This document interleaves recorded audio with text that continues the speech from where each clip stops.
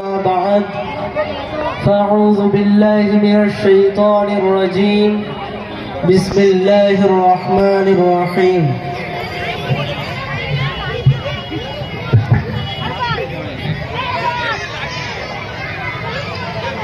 اعتصموا بحبل الله جميعا ولا تفرقوا وقال النبي صلى الله عليه وسلم المؤمن للمؤمن कल-बुनियान यशुद्ध बाज़ुहु बाज़ा। मुब्तला है दर्द हो कोई उज़, रोती है आँखें किस कदर हमदर्द, सारे जिस्म की होती है आँखें। सम्मानित शिक्षक महाशयगण एवं सम्मुखे उपस्थित श्रोता मंडली, अस्सलामु आलैकुम व रहमतुल्लाहि व बाराकातुहू। आज आमार जोन्नो अनेक खुशिर विषय जे आमार मतो शिक्षार्थीके এই বিশাল জলসায় মুসলমানদের ঐক্যবদ্ধ যেমন গুরুত্বপূর্ণ বিষয়ের উপরে বক্তৃতা করার সুযোগ দেওয়া হয়েছে। আশা করছি আপনারা আমার কথাকে গুরুত্ব সহকারে শুনবেন। আমি এখনই সূরা আল ইমরানের 102 নম্বর আয়াত তেলাওয়াত করেছি। তার অর্থ হলো, আল্লাহর রশিকে সকলেই মিলে দৃঢ়তার সাথে ধরে রাখো এবং নিজেদের মধ্যে মতবিরোধ তৈরি করো না। অন্য জায়গায় সূরা আনফালের মধ্যে আল্লাহ তাআলা বলেন, ওয়ালা তানাযাউ ফাতাফশালু وتذهب ريحكم واصبروا إن الله مع الصابرين। অর্থাৎ নিজেদের মধ্যে ঝগড়া বিবাদ করো না, অন্যথায় তোমরা দুর্বল হয়ে পড়বে, তোমাদের অস্তিত্ব শেষ হয়ে যাবে। তোমরা ধৈর্যের সাথে কাজ করো, বিশ্বাস রাখো আল্লাহ তাআলা ধৈর্য ধারণকারীদের সাথে আছে। বুখারী শরীফে আছে, একজন মুমিন অন্য মুমিনের জন্য এমন যেমন বিল্ডিং এর এক স্তম্ভ অন্য স্তম্ভকে মজবুত এবং ক্ষমতাবান তৈরি করে। সম্মানিত উপস্থিতি, ঐক্য ও একতা হলো শক্তি ও ক্ষমতা, আর মতবিরোধ নৈরাজ্য হলো দুর্বলতা ও ক্ষমহীনতা। ঐক্য সফলতা এবং কামিয়াবির সিঁড়ি, আর মতভেদ ব্যর্থতার সিঁড়ি। ঐক্যতার মধ্যে জীবনে সৌন্দর্য এবং সফলতা আসে, আর মতভেদের মাধ্যমে জীবনে অশান্তি ও ব্যর্থতা আসে। এক সমাজে বসবাস করতে হলে প্রত্যেক ব্যক্তির এক অপরের প্রয়োজন হয়। কোনো ব্যক্তি অপরের বিনা সহযোগিতায় সফল জীবন অতিবাহিত করতে পারে না। আর শান্তিময় জীবন আমরা তখনই করতে পারবো যখন আমরা এক অপরের সুখ দুঃখে শরীক হব। এই জন্য কুরআনে কারীমে মুসলমানদের এক অপরকে ভাই ভাই বলা হয়েছে।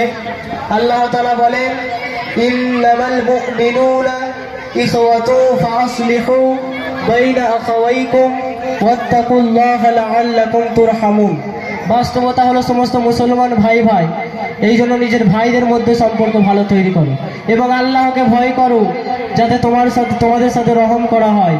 সম্মানীয় সুধী, ইসলামের মধ্যে শুরু থেকেই এই প্রচেষ্টা ছিল যে মানব সমাজ ঐক্যতার সাথে বসবাস করে এবং মানুষকে সর্বদা ওই সমস্ত বিষয় থেকে দূরে থাকার নির্দেশ দিয়েছে যা মানুষের মধ্যে মতনৈক্য তৈরি করবে এবং টুকরো টুকরো করে দেবে। কিন্তু বর্তমান সময়ে মতভেদ প্রত্যেক সমাজের প্রথা হয়ে দাঁড়িয়েছে। প্রত্যেক কাজে মতবিরোধ, ভাই ভাইয়ের মধ্যে মতভেদ, স্বামী স্ত্রীর মধ্যে মতভেদ, পরিবার পরিবারের মধ্যে মতভেদ। মোট কথা সমস্ত কাজের মতভেদই হলো আমাদের আসল কাজ। আমাদের ঐক্যবদ্ধতাকে জাগিয়ে তোলার জন্য জুমাতে বক্তৃতা করা হয়, কখনো জলসা জুলুস করা হয়, কখনো কোনো সেমিনার ও কনফারেন্স করা হয়, আবার কখনো লিফলেটের মাধ্যমে মানুষকে বোঝানো হয়। কিন্তু প্রত্যেক প্রচেষ্টা অসফল, কেননা মতভেদের রোগ আমাদের মধ্যে জন্ম নিয়েছে। অথচ শান্তি ও নিরাপত্তার সাথে জীবনযাপন করার জন্য একতা এবং ঐক্যবদ্ধতার অনেক বেশি গুরুত্ব রাখে। ইতিহাস সাক্ষী আছে, জাতির নিরাপত্তা ঐক্যতার মধ্যে, জাতির ক্ষমতা বা ঐক্যতার মধ্যে, জাতির সফলতার বুনিয়াদ ঐক্যতার মধ্যে। তারপরও পুরো বিশ্বের সমস্ত মানুষের যোগ্যতা ক্ষমতা নিজেদের মধ্যে মতভেদের কাজে খরচ হচ্ছে। এই পরিপ্রেক্ষিতে আল্লামা ইকবাল রহমতুল্লাহি আলাইহি বলেন, এই জাতির লাভ এক, ক্ষতিও এক। এই জাতির লাভ এক, ক্ষতিও এক। দিন এক, ঈমানও এক।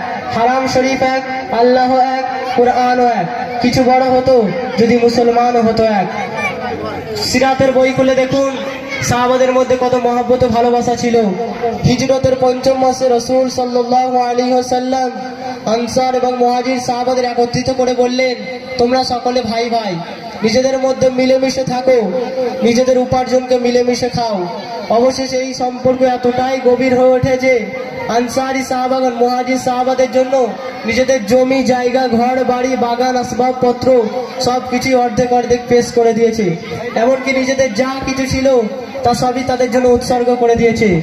সম্মানীয় শ্রোতা মণ্ডলী, এটাই হলো ঐক্যতা, যার দ্বারা এমন এক সমাজ গঠন হয় যা দ্বারা সমগ্র বিশ্বের মানব সম্প্রদায় শান্তি ও নিরাপত্তার উজ্জ্বল রাস্তায় পথ চলতে পারে। সর্বশেষে আপনাদের কাছে নিবেদন যে আমরা প্রত্যেকেই আল্লাহর রশিকে মজবুতের সাথে আঁকড়ে ধরি এবং নিজেদের মধ্যে ঐক্যতা ও একতা সৃষ্টি করি এবং ভাই ভাই রূপে আমরা জীবন যাপন করি। শেষে এই কবিতা দ্বারা আমার বক্তব্যের ইতি করব।